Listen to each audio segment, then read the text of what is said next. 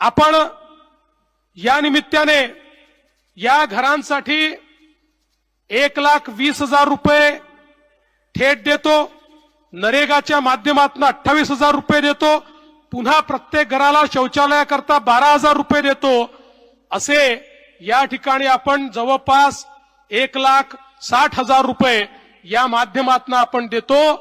पण मध्यंतरीच्या काळामध्ये आमचे उपमुख्यमंत्री एकनाथ शिंदेजी, अजितदादा पवार, मी आणि ग्रामविकास मंत्री आम्ही एकत्रित बसलो होतो आणि आम्हाला असं वाटलं की आता याच्यामध्ये वाढ झाली पाहिजे आणि म्हणून आम्ही 50,000 रुपये अनुदानात वाढवण्याचा निर्णय घेतलेला आहे। त्यामुळे आता प्रत्येकाला 2 लाख रुपयाच्या वर या ठिकाणी घर बांधणी करता हे पैसे मिळणार आहेत।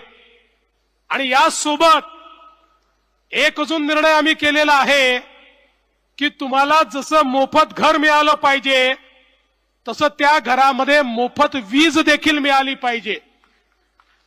आणि म्हणून 20 लाख लाभार्थ्यांना आम्ही त्या ठिकाणी सोलरचं अनुदान देणार आहोत आणि सोलर त्या ठिकाणी फिट करून जन्मभराकरता तुम्हाला मोफत वीज ही या ठिकाणी मिळणार आहे।